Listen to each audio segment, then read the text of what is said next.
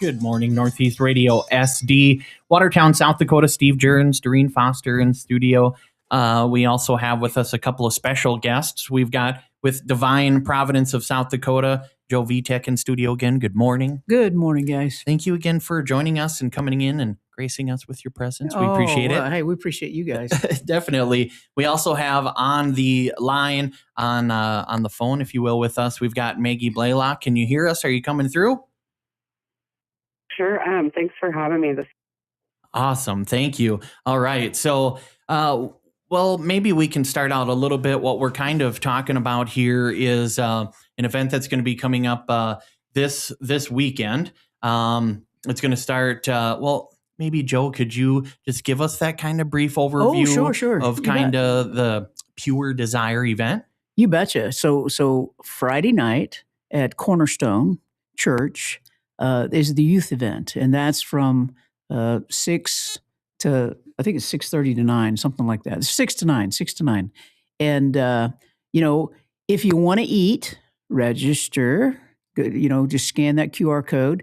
If you don't want to eat, just show up, right? Okay. Mm-hmm. And then the very next day, there's 2 events going on simultaneously.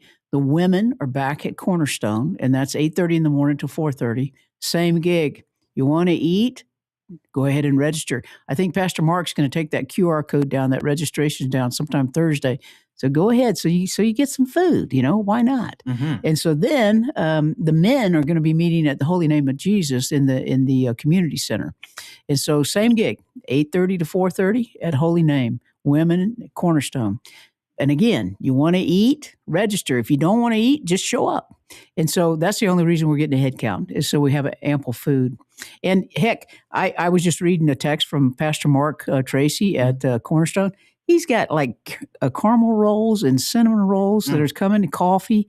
And then he's got a Hy-Vee that's doing box lunches for everybody. And I'm like, are you kidding me? Wow. Awesome. I mean, but the good Lord did say, if you feed them, they'll come. Yeah. And so I'm thinking that's probably what's going on. Yeah. You know how those guys are. Yeah. Yeah. There you go. That's what's happening. And so we hope everybody shows up. It's really kind of truly a once in a lifetime opportunity for the whole community. Mm-hmm. And yeah, so we want you to show up, and because it's going to be good stuff. And again, power, knowledge is power. Mm-hmm. And so, yeah, show up.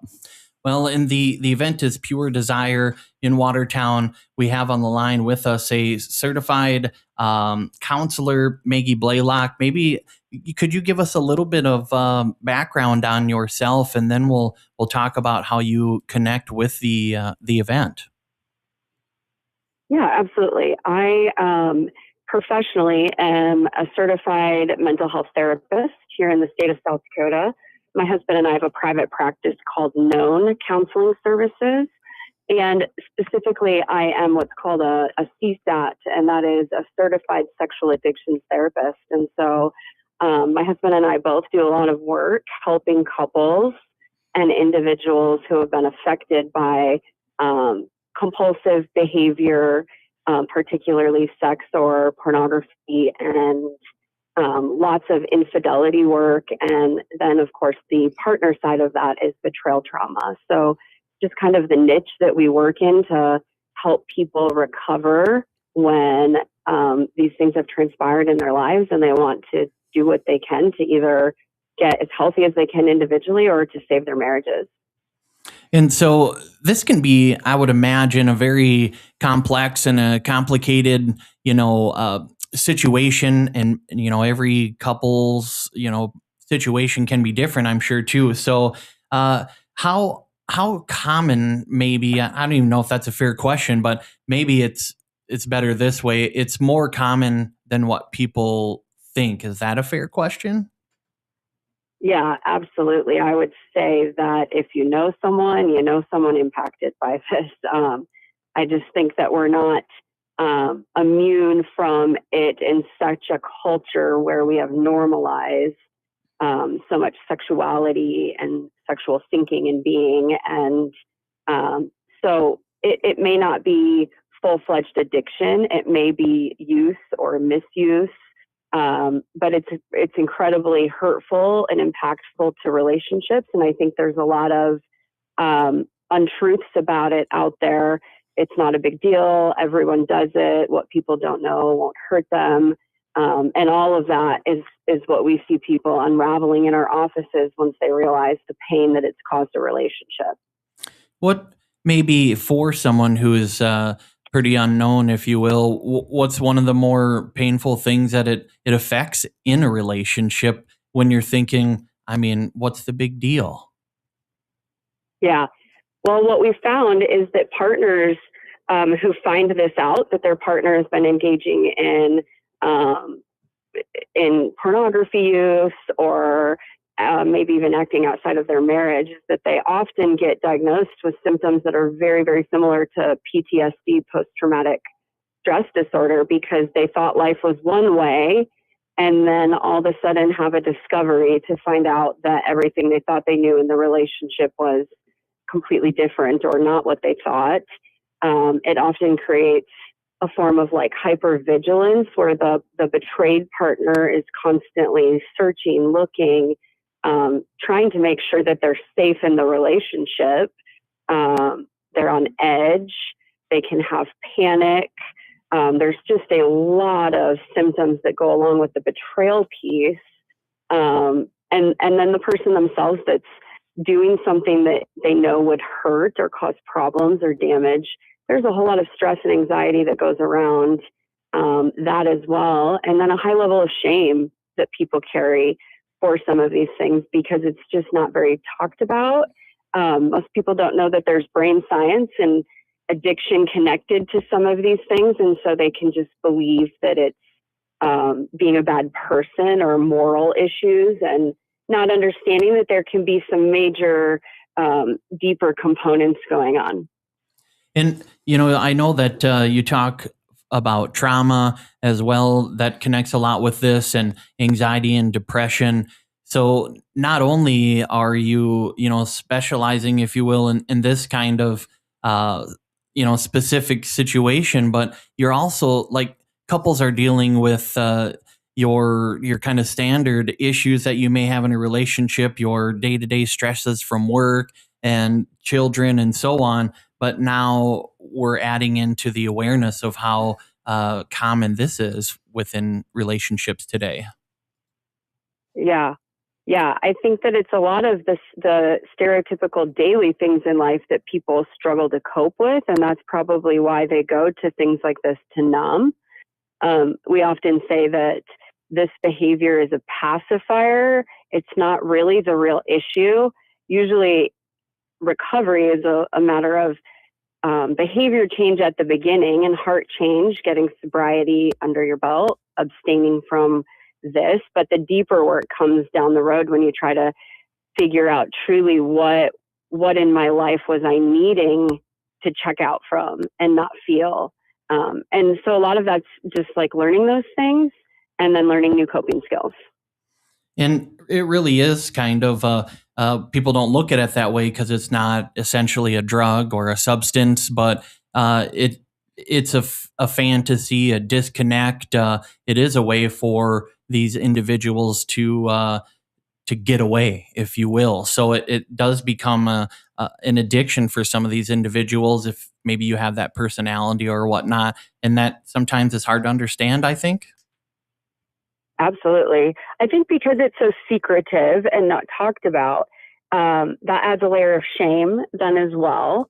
And so it is problematic for some people, not everyone. I would say the same with chemicals. Some people can use them and it doesn't become majorly problematic. But for a lot of people, it does become problematic. It does violate relationship agreements or commitments. If it violates faith beliefs, then there's going to be added shame attached to that as well. And I think, we don't have good statistics on the numbers of people who struggle because people don't want to admit that struggle and talk about it.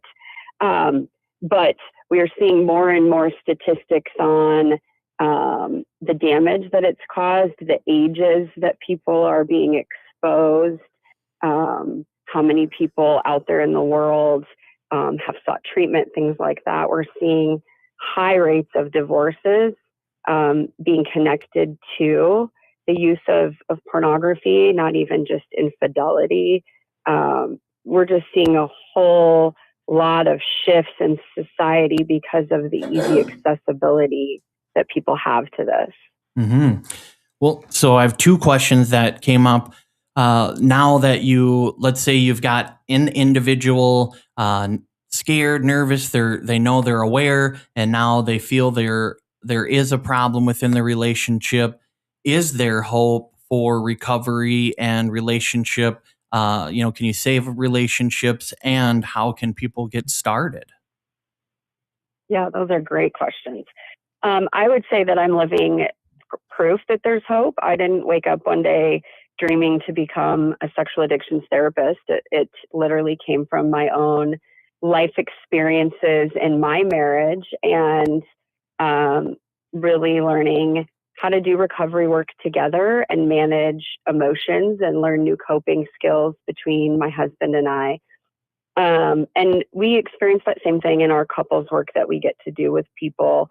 High rates of success where there's two people committed to dealing with the issue, depending on whether they're in the use or whether they're on the betrayal side.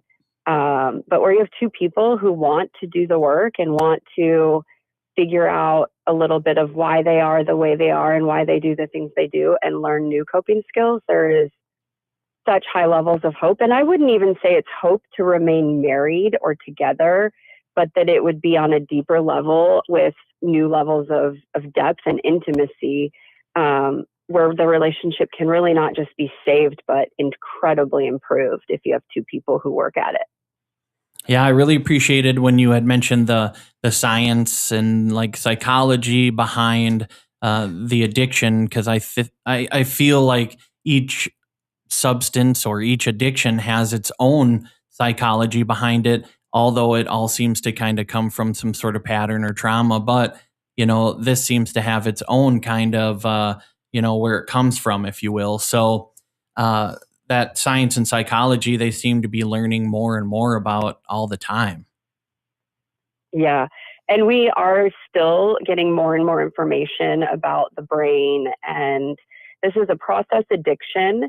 And there is science around the chemicals that are being created in the brain when someone is engaging in these kind of behaviors, very similar to online gambling or video games or phone addiction, things like that. The process of the brain creating more serotonin and dopamine than it is meant to have.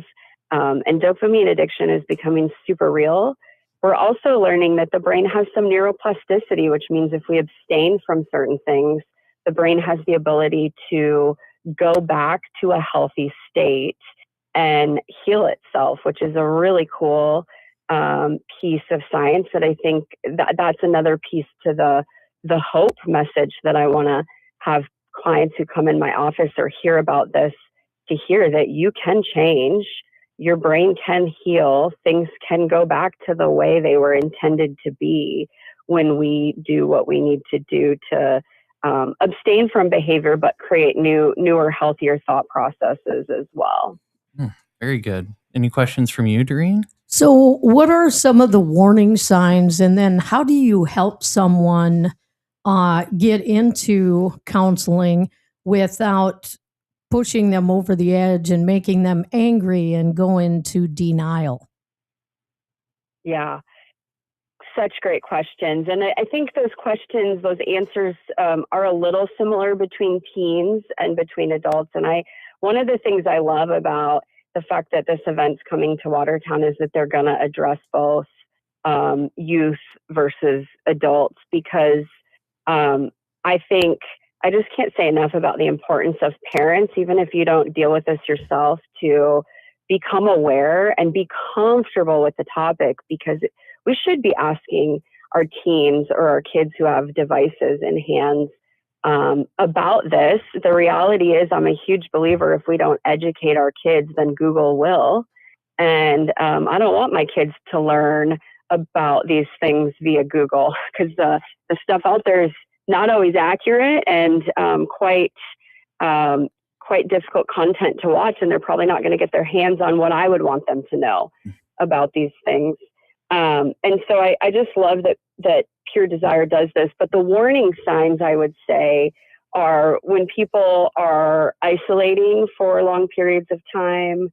I think any kind of addiction thrives in isolation. So, I always encourage people to work really hard to be in a community type lifestyle, especially in a family unit. We do this for a living, so our house is a little bit more rigid around some of these things. But in our house, bedrooms are for sleeping, and the teens do not wall up in their bedroom for long periods of time. We do homework at the kitchen table. We do TV watching in the main TV room. We just try really hard to not allow isolation. Not to say they can't go for moments of privacy or alone time to read or things like that, but we work really hard to not be in isolation. When people have their phones way locked down, if there's no history on any of their devices on the internet, then they're probably on incognito searches to hide things. Anytime that someone has a shift in behavior, that's always concerning. It doesn't mean this. None of these things alone mean this, but these are some of the main warning signs that I would tell parents or even spouses to look for. Good. All right. Thank you. Wow, that's very good information. Well, Maggie, I don't want you to give the whole presentation because, man, you've got some good information, and I could ask you probably a million questions and have you here all day. So Maggie Blaylock is who we've got on with us. She's with knowncounselingservices.com is where you can find out more information. There's a contact button too to reach out, and maybe if you want more information or book them as well. But Maggie, thank you a lot for coming to town and doing this. And it's great to see not only a community collaboration, but, you've got this mix of denominations and religion and science and psychology and all that stuff coming together just to try to help people out. So appreciate what you're doing for a living and being a representation of that and coming to town and being on air today. Thank you. Absolutely. I am so thrilled that an event like this is coming to Watertown, that there is a community who is saying, let's proactively get this message out there and bring people and educate people and start working to destigmatize the shame that can go around this. I think is so powerful. And I will tell you, I do this professionally. I've been impacted by it personally. And in my personal journey, Pure Desire has the resources that truly helped. It was the first resource we found that incorporated some faith-based messages, but mixed with science and understanding of the clinical side of this issue. And it's not a pray harder, do better ministry. It is we love people, and here's the science, and here's some tools we've created to help you. And so I just can't say enough. If you're a parent, you need to be there. If you've ever dealt with this kind of pain, you need to be there. And if you just love people in your life and want to learn more to help destigmatize this issue, this event is where everyone should be. My husband and I will be there this weekend, and we are so excited to take in all the information and be a part of what's going on there. Very good. Well, you sound very down to earth and obviously know what you're talking about. And I always think that people that have gone through those journeys are some of the best to teach, the experience to others. So thank you for being vulnerable and sharing that experience with others and being here again this weekend. So we appreciate that. And so Absolutely. Maggie and Nate Blaylock on Known Counseling Services, thank you again. Thank you so much. I appreciate it. You guys have a great day. You too. Thank you. So we've got Joe Vitek again. Thank you for coming in. You betcha. The Divine Providence of South Dakota, right? Yes, sir. Okay. So I think we have something with some brochure and some church brochure thing, right? That I want to make sure I get in here quick before we wrap up with you. Can you remind me of that? Sure, sure. Yeah. So, we didn't want this to be what I'd call a one and done. And what I mean by that is, we have this big hoopla and we got all these folks coming in from someplace else and everybody goes to it and everybody gets pumped and excited. And then what happens after that? Okay. So Divine Providence of South Dakota is offering, about $8,000 worth of scholarships. It's about $800 for a church to have a membership with Pure Desire, and that entitles them to a lot of stuff, right? And so at the event, we're going to launch that. And so if there's a church out there, and if you look at, all the material that Pure Desire has been putting out, it's saying, the church should step up, the church should be addressing this stuff because it's a huge issue and nobody's talking about it. And for Divine Providence, part of our mission statement is strengthening churches in Northeast South Dakota. Well, heck, that's 13 counties to include the Sisseton and Wapano Yate tribe. Mm-hmm. And so that's a big area. And so we thought, we don't want this to be a one and done. We need to do something in follow-up to. And so a lot of times people don't do stuff, especially, we got a lot of small churches in the area. So if we got some churches that want to combine or they want to offer this ministry after the fact in the church, Pure Desire were certified their leaders, and so it'd be up to 5, and they can start their own small group recovery, if you will, or groups, whether it be the youth group or whether it be a women's group or whether it's a men's group, and they'll certify the facilitator of that. And we want it in the churches because that's where people congregate. That's where they gather. And so, we don't want to own it. We want you to own it. And we want to help you have the funds to get that up and going. And so we'll offer those scholarships. And so we'll have a table set up and some other offerings too from I know Cornerstone will have some things. And I also know that we'll have some book studies and some different things that we do from we're kind of low key. A lot of it's word of mouth, but we do stuff out at Joy Ranch with equine, with kids and horses on the sexual abuse piece. And so anyway, all those things will be available to you. And so we encourage you to take it. It'll be a first come, first serve. We're just a little small nonprofit trying to make a difference, in the place where we got planted, right? Yeah. And, so what does it say? Bloom where you got planted. That's what we're trying to do. That's right. And so anyway, so here we are, there we are. And so come on out. And again, register, doggone it. Why? Because if you want to eat, and everybody wants to eat, right? Yeah. So register if you want to eat, and then we make sure that we got ample food. And if you don't want to eat, we'll just show up, Mm-hmm. And and you'll learn a lot is what I'm going to tell you. And I think it'll be really good and really healthy for our whole community. Yeah, and you don't have to be religious. You don't have to be denominational. You can probably come in and sit in the back and just observe. Absolutely. Just come hang out and learn. Yeah, Steve was on the phone last night. Now, I'm up here from Georgia. I hardly know anybody, but when I married this guy, he's related to everybody. Oh, yeah. He's on the phone last night calling all of his relatives. You got to come. You got to come. And so if you're a mom or a dad or your grandparent, you want to bring grandkids, we're suggesting 7th grade, but that's your discretion. There's some that are more mature, 7th grade and on up, And so come and sit in the back room and listen to hear everything that's being said, because we promote transparency. Mm-hmm. And so, just come on out. And that's at Cornerstone, Friday night, 6 to 9. And then Saturday is the men and the women's event, Cornerstone, Holy Name of Jesus for the men. And again, you're going to be fed pretty doggone good because I've seen the menu that Pastor Mark's been working on. Mm-hmm. So, there you go. I mean, what more can I say? I think you said it all. All right. Thank you, guys. Very Appreciate good. it. Thank you. Well, there you heard it. I think in today's modern world with all the technology and AI and everything, anything that you can learn is going to be beneficial. And now you've got it right in your front yard, not even your backyard. It's right here. So come check it out. Thank you to everybody for putting this together.